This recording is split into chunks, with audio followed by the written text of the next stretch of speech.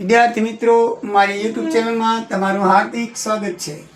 આજે આપણે Gujarat university unit 1 પાઘડીના મૂલ્યાંકનમાં આગળ વધીએ તો આપણે બધી થિયરી જોઈ લીધી। તો હવે એની જે પાઘડી શોધવાની રીતો જે તમને જણાવી હતી કાલે, સરેરાશ નફાની ખરીદની પદ્ધતિ, ભારિત સરેરાશ નફાની પદ્ધતિ અને સરેરાશ નફાના મૂડીકરણની પદ્ધતિ અને એન્યુટી પદ્ધતિ। તો મિત્રો આજે આપણે 3 જોશું।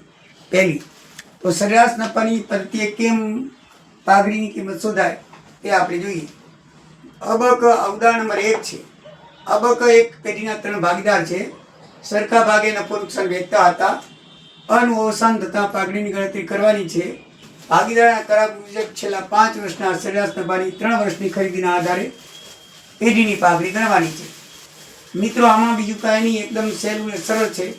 જે નફો આપેલો હોય તેનો સરવાળો કરીને ખોટ આપેલી હોય તો બાદ કરી અને જેટલા વર્ષ હોય એટલા ભાગવાની। આમાં આપણને 5 વર્ષ છે, 1 2 3 4 ને 5, આમાં 4 વર્ષનો નફો છે ને ખોટ છે 5000 રૂપિયા। તો નફો 50000, એમાંથી 5000 ખોટ બાદ કરો એટલે 45000 આવે અને એના ટોટલ વર્ષે ભાગી નાખવાનું એટલે સરેરાશ નફો આવી જાય। એ તો તમને ખ્યાલ જ છે, બરાબર છે। હવે પાઘડીની ગણતરી કઈ રીતે કરવાની, તો લખ્યું છે કે સરેરાશ નફાની 3 વર્ષની ખરીદી પર, તો જેટલા વર્ષની ખરીદી કીધી હોય એટલા વર્ષે સરેરાશ નફાને ગુણી નાખો તો 9000 ગુણ્યા 3 એટલે 27000 રૂપિયા પાઘડીની કિંમત થાય। આ પાઘડીની કિંમત આવી ગઈ।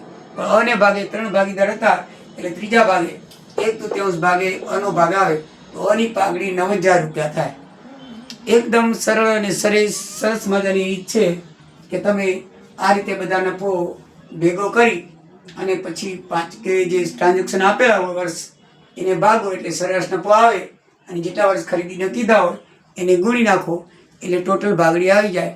અને ટોટલ ભાગડી આવી જાય તો પછી કોઈના ભાગ કીધું હોય તો જેટલા ભાગીદાર હોય એટલા વડે ભાગો તો એની એક ભાગીદારની ભાગડી આવી જાય। બીજી રીત છે ભારિત સરેરાશ નફાની। એટલે મિત્રો આમાં તમને ભાર આપેલા હશે, બરાબર। આપણે અગાઉ પણ ઘણી વખત ભાર સરેરાશ ભારની રીતે ઘસારાની રીતે પદ્ધતિ બધી જોઈ છે, બરાબર છે। દાખલા તરીકે જો, અને આ પદ્ધતિ ક્યારે વપરાય ખબર છે, બરાબર યાદ રાખજો। સતત નફો વધતો રહેતો હોય ને, દાખલા તરીકે જો આમાં પહેલા વર્ષે 3000, બીજા વર્ષે 9000, ત્રીજા વર્ષે 18000, તો આમ નફો 3000, 45, 6000, આમ નફો વધતો જ રહેશે। તો જ્યારે નફો વધતો હોય ને ત્યારે હંમેશા ભારિત સરેરાશની રીત ગણવી અનિયમ છે। તમને કીધેલું ન હોય તોય પણ તમારી પ્રમાણે ધ્યાન રાખવાનું। તો ભારિત એટલે પહેલું વર્ષ, બીજું વર્ષ ને ત્રીજું વર્ષ। આમ કીધું છે કે વર્ષના અંકને ભાર ગણવાનો, તો પહેલું વર્ષ, બીજું વર્ષ ને ત્રીજું વર્ષ એના અંકને ભાર ગણીએ તો 3000 ગુણ્યા 1, 4500 ગુણ્યા 2, 6000 ગુણ્યા 3, આ ટોટલ ભાર આવ્યો અને ટ્રાન્ઝેક્શન 6 થયા, 30000 ભાગ્યા 6 બરાબર 5000 ભારિત સરેરાશના ફળ। એકદમ ઇઝી ને સરળ છે। દરેક નફાને શું કરવાનું છે, ભારિત વડે ગુણી અને ટોટલ સંખ્યા વડે ભાગો એટલે ભારિત સરેરાશ નફો આવે। ત્રીજી રીત છે મિત્રો સરેરાશ નફાના મૂડીકરણ પદ્ધતિ। આમાં બરાબર ધ્યાન રાખજો, બરાબર છે। આ તો ક્યારેક પૂછાય છે, પણ આ તો પૂછાય જ છે એટલે એમાં બરાબર ધ્યાનમાં રાખવાનું। એમાં ઉદાહરણ નંબર 2 આપણે લીધેલું છે, ઉદાહરણ નંબર 1 આ છે અને એમાં ઉદાહરણ નંબર 2 લીધેલું છે। તો એમાં શું કરવાનું હોય છે, સરેરાશ નફો આપણે શોધવાનો હોય છે। ભવિષ્યના ચોખ્ખા નફાનો અંદાજ એટલે સરેરાશ નફો કહેવાય। એ આ રીતે આપણે શોધીએ છીએ। પછી રોકાયેલી મૂડી એ કેવી રીતે શોધાય, 10 મિલકતો ઓછા દેવા બરાબર રોકાયેલી મૂડી અને અદસ્ય મિલકતો લેવાની નહીં। પછી અપેક્ષિત વળતર એટલે આપણે રોકેલી મૂડી હોય એને દરે ગુણી નાખીએ। અપેક્ષિત વળતર એટલે આપણે કોઈ રોકાણ કરેલું હોય બેંકમાં કે પોસ્ટ ઓફિસ કે કોઈ પણ ખાનગી પેઢીમાં, એના ઉપર આપણને જે વ્યાજનો દર મળતો હોય ને એ અપેક્ષિત દર કહેવાય। અને વ્યાજના દરને આધારે આપણને જે વ્યાજ મળે, ડિવિડન્ડ મળે એને શું કહેવાય છે, અપેક્ષિત વળતર। દાખલા તરીકે જામીનગી, જો સરકારી જામીનગી કે બેંકોમાં કરેલ રોકાણ પર મળતું વળતર એને અપેક્ષિત વળતર કહેવાય। દાખલા તરીકે મેં 10000 રૂપિયા રોકેલા હોય અને 10% એનો દર હોય અપેક્ષિત દર, તો 1000 રૂપિયા વાર્ષિક એ અપેક્ષિત શું કહેવાય, વળતર કહેવાય। સમજાઈ ગયું? હવે આ મૂડીકરણની રીતને દાખલા ગણવા હોય તો પહેલું શું કરવું, તો પહેલો તમે સરેરાશ ચોખ્ખો નફો શોધો। હવાલા આપ્યા હોય તો એ હવાલા બાદ કરવાના કે ભાઈ આટલું વધારે આમ થયું છે તેમ થયું છે, એ બધું હવાલા આપ્યો હોય તો એ બાદ કરીને પછી ચોખ્ખો નફો શોધવાનો। પછી અપેક્ષિત વળતરને આધારે નફાનું મૂડીકરણ કરવું એટલે કે મૂડીકૃત કરવું। તો કેવી રીતે કરવું એને, અંદાજિત નફો આવે એને અપેક્ષિત વળતરના દર વડે ભાગો એટલે મૂડીકૃત નફો થઈ જાય. પછી ચોખ્ખી મિલકત શોધો. ચોખ્ખી મિલકત કેવી રીતે શોધવાની? કુલ મિલકતોમાંથી દેવા બાદ કરો એટલે ચોખ્ખી મિલકત આવી જાય. પછી પાઘડી માટે મૂડીકૃત નફો ઓછા ચોખ્ખી મિલકત કરો એટલે પાઘડી આવી જશે. તો મિત્રો આમાં ઉદાહરણ નંબર 2 આપણે એ 4 સૂચના પ્રમાણે કરશું. મૂડીકરણની પદ્ધતિ છે એ 4 સ્ટેપ છે એના, એ 4 સ્ટેપ પ્રમાણે આપણે દાખલો ગણવાનો. તો ઉદાહરણ નંબર 2 તમને આ રીતે આપેલું છે.